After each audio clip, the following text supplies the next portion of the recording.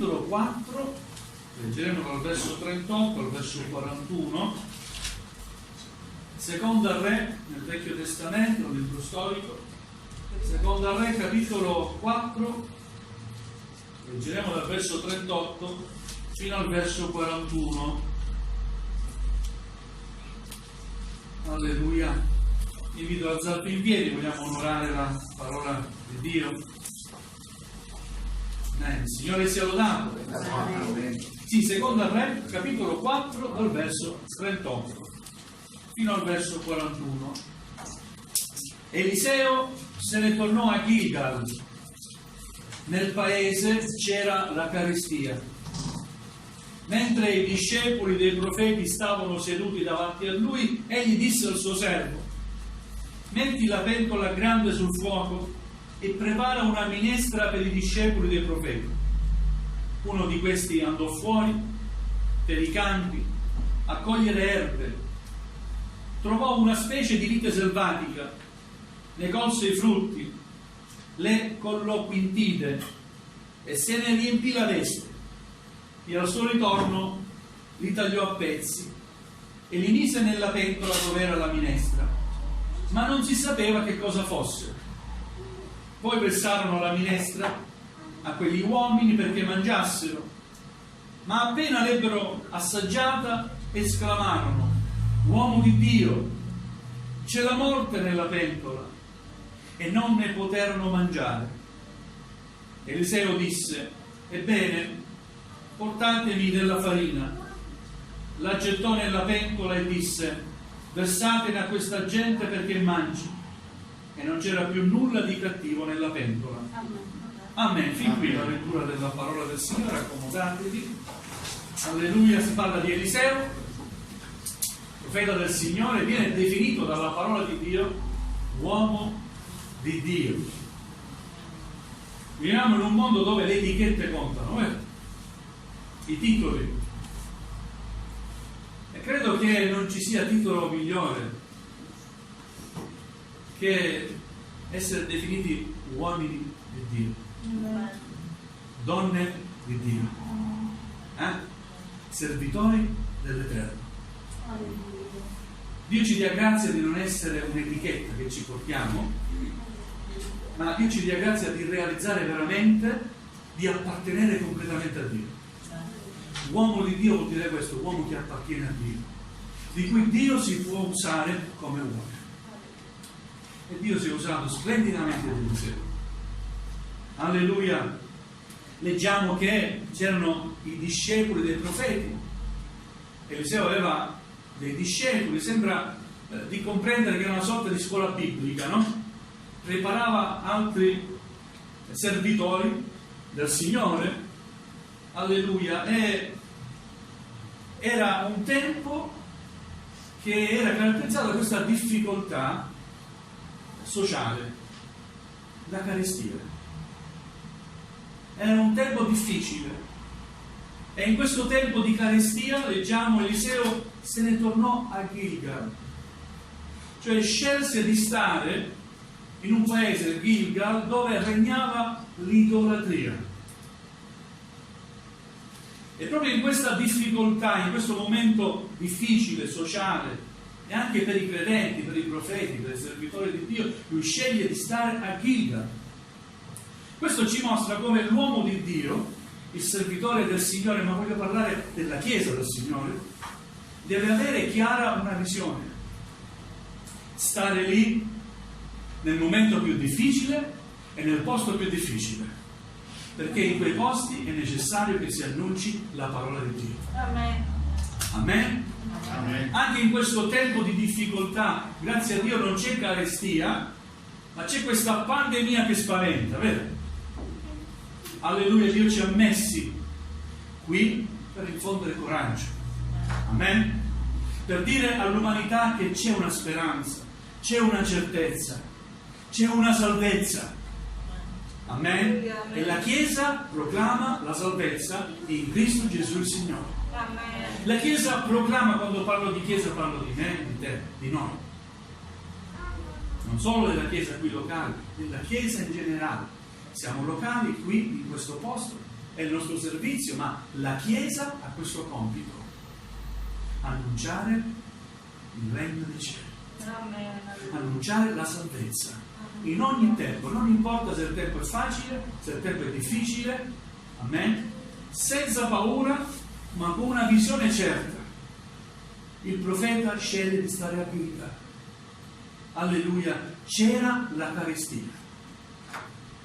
Mentre i discepoli dei profeti stavano seduti davanti a lui, egli disse al suo servo: metti la pentola grande sul fuoco e prepara una minestra per i discepoli dei profeti. Notate, in tempo di Eucaristia, dove le provviste vanno oculate, quest'uomo di Dio dice: metti la pentola grande nel fuoco. Perché quando hai una visione spirituale, quando hai una certezza che viene da Dio, tu sai che Dio mai ti può lasciare, mai abbandonare. Metti la pentola grande sul fuoco. Ci sarà tanto da mettere lì dentro. Gloria al Signore. Amen. Dio, dacci una visione spirituale. Amen. Della tua Chiesa, Amen. del compito della Chiesa, del mio compito, del mio ruolo, del tuo ruolo, del nostro compito in questa società. Amen? Non vogliamo aspettarci poche cose, piccole cose, ma le piccole cose possono essere grandi davanti a Dio. Alleluia. Anche un'anima che si ravvede una sola nel corso di tanti anni è qualcosa di grande che noi abbiamo fatto per l'opera di Dio. C'è festa in cielo quando un peccatore si ravvede, vero? C'è festa in cielo, non con un solo peccatore che si ravvede, c'è festa in cielo. Amen.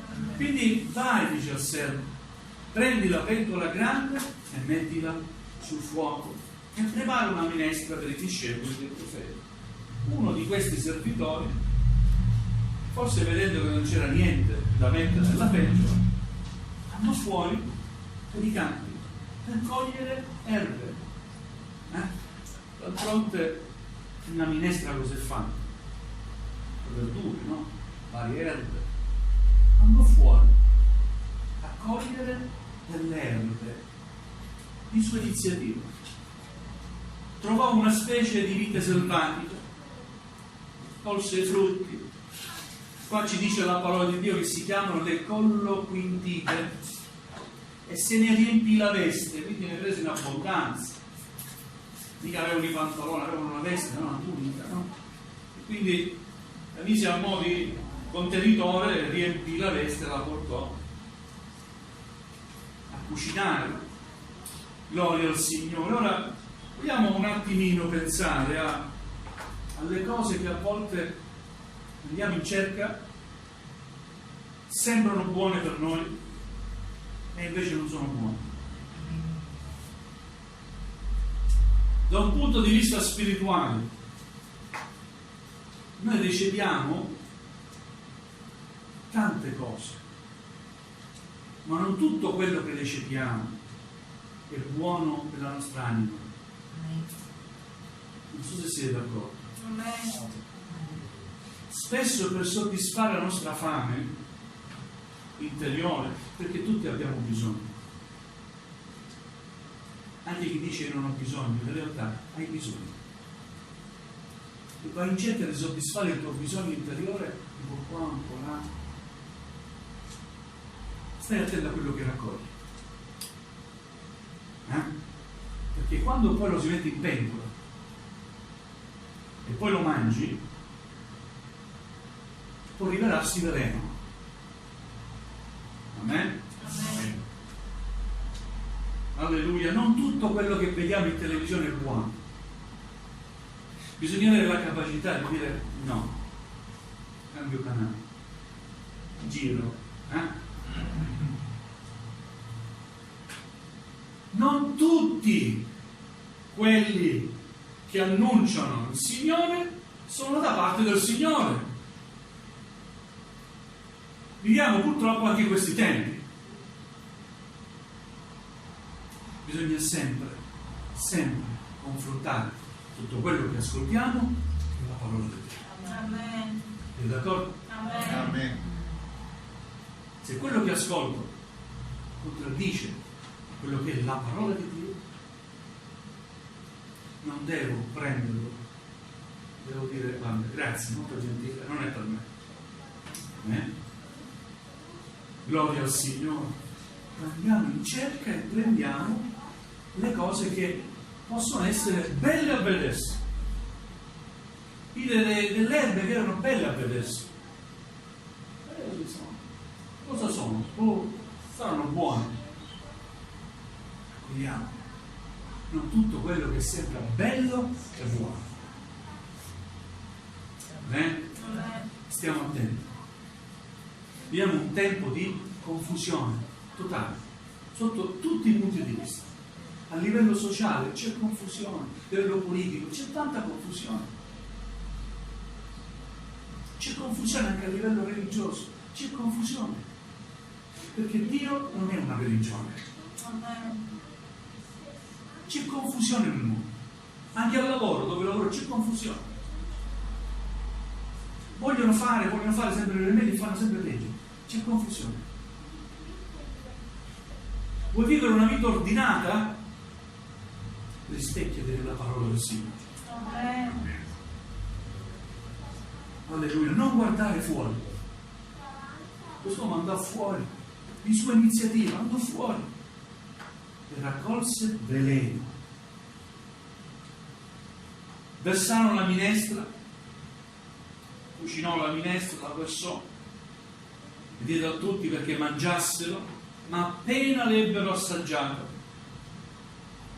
si fermarono e chiamarono il profeta Eliseo: uomo di Dio, c'è la morte qui nella terra.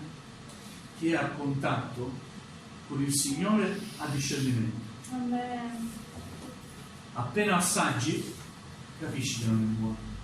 Amen? Non andare oltre, non lo fare digerire. Se è arrivato lì, l'hai assaggiato, lascialo stare. C'è la morte nella pentola. Ecco che non poterono più mangiare. Ma grazie a Dio interviene, il profeta, l'uomo di Dio, interviene, io dico, lo Spirito del Signore,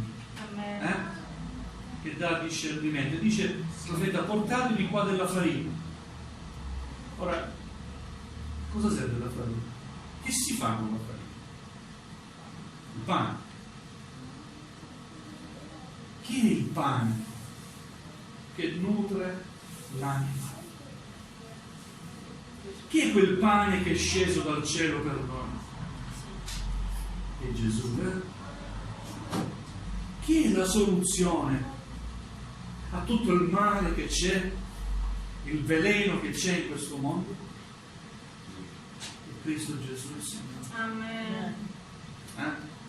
Quella farina che il profeta dice: portatevi qua la farina, mettetela nella pentola. Ha sanato tutto, ha risanato quella minestra. È perché la parola di Dio è necessaria per l'uomo. Amen. Perché lo possa salvare dal veleno del peccato. Alleluia. La parola di Dio è necessaria perché è l'unica medicina che può far bene all'anima. Amen?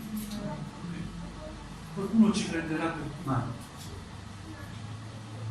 Ma come? La parola di un libro? Per la tua visione può essere un libro, Per noi che abbiamo fede è parola di Dio. Amen. E crediamo che cielo e terra passerà, ma non passerà mai la parola di Dio. Amen.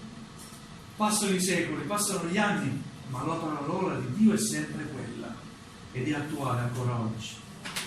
È salvezza per chi crede. Amen. Alleluia, gloria al Signore. Ecco perché la Chiesa deve annunciare la parola di Dio. Ecco perché al di là dei concerti che si possono organizzare, di tutte le manifestazioni che si possono organizzare per poter attrarre gli altri, se non c'è la parola di Dio tutto è vano. i bei canti, l'orchestra che suona, è solo un contorno. Le persone hanno bisogno di udire la parola di Dio. Amen. La parola che scende dal cielo e che unta dallo Spirito Santo tocca il cuore. Alleluia. Amen. Gloria al nome del Signore. Volevo concludere leggendo il Salmo 57. È un salmo di fiducia nel momento della difficoltà. Io non so se stai attraversando un momento particolare di difficoltà, ma so che tutto il mondo sta vivendo un momento particolare. Questa pandemia coinvolge non solo la nostra nazione, la nostra società, è tutto il mondo che è toccato da questa realtà, da questa malattia. Fiducia nel momento della difficoltà. Il salmista scrive così: abbi pietà di me, oh Dio, abbi pietà di me, perché l'anima mia cerca rifugio in te, e all'ombra delle tue ali io mi rifugio finché sia passato il pericolo. Amen. Amen? Finché il pericolo non sia passato, rimaniamo vicino al Signore. Aggiungo una cosa: anche quando il pericolo passa, rimaniamo sempre lì vicino al Signore. Alleluia. Io invocherò Dio, l'Altissimo, Dio che agisce in mio favore. Amen? Abbiamo questa certezza? Dio agisce in mio favore. Sorella, Dio agisce in tuo favore. Amen? Fratello, anche in tuo favore. Anche in mio favore. Gloria al Signore. Egli manderà dal cielo a salvarmi, mentre chi vuol divorarmi m'oltraggia. Dio manderà la sua grazia e la sua fedeltà. L'anima mia è in mezzo a leoni, dimoro tra gente che vomita fiamme, in mezzo a uomini i cui denti sono lance e frecce, e la cui lingua è una spada affilata. Oh, quanto è vero! Non ti senti così anche tu a volte? Ti senti circondato da tante ostilità, tante persone contrarie anche a te, c'erano tutti con te a volte. Innalzati, oh Dio, al di sopra dei cieli, risplenda la tua gloria su tutta la terra. Sia anche oggi questa la nostra preghiera. Risplenda la tua gloria su tutta la terra, Signore. Essi avevano teso una rete ai miei piedi, mi avevano piegato, avevano scavato una fossa davanti a me, ma essi mi sono caduti dentro. Il mio cuore è ben disposto, oh Dio, il mio cuore è ben disposto, io canterò e salmeggerò. Cosa fare nel momento della difficoltà? Nel momento che temi più di tutto quello che hai temuto finora. Il tuo cuore sia ben disposto sempre davanti a Dio. Amen. Il mio cuore è ben disposto, Dio. E lo ripeto, il mio cuore è ben disposto, Dio. Solo con un cuore disposto cerchi nel momento della difficoltà il Signore. Altrimenti non lo troverai mai. Se il tuo cuore non è disposto, rimpalzerai sempre a destra e a sinistra, ti confonderai sempre di più, perché il tuo cuore è incapace di arrendersi, di trovare la grazia di Dio. Il mio cuore è ben disposto, Dio, il mio cuore è ben disposto, io canterò e salmeggerò. Destati, oh gloria mia, destatevi, salterio eccetera, io voglio risvegliare l'alma. Una bella iniziativa, io voglio risvegliare l'alma con canti, con lode al Signore.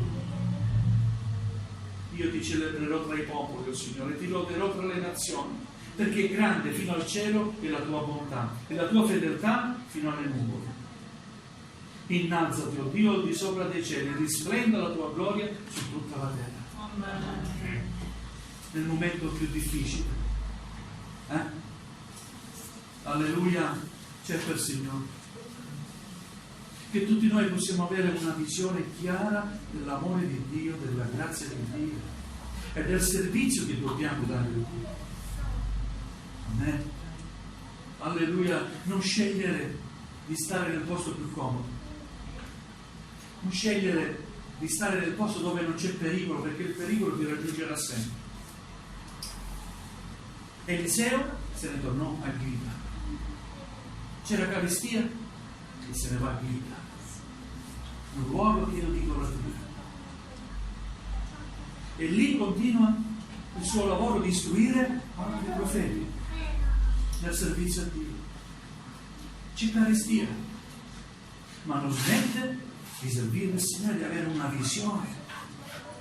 Amen? Qualcuno sbaglia, va a raccogliere veleno da far da mangiare, Alleluia, ma interviene sempre la potenza di Dio, interviene sempre l'amore di Dio. Lui sa rimediare ai nostri sbagli. Ci crediamo? Amen. Lui sa rimediare ai nostri errori. A volte vuoi fare bene, io credo che questo discepolo qua voleva far bene, voleva andare a raccogliere da mangiare, voleva fare del bene. A volte non riusciamo a fare il bene che vorremmo fare. Lasciamoci guidare in tutto dal Signore. Amen.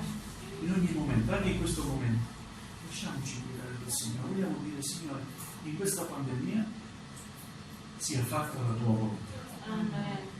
Come fatta in cielo, sia fatta ancora qui, sulla terra, nella mia vita. Amen. Alleluia. Vogliamo alzarci in piedi, vogliamo ringraziare il Signore. Alleluia.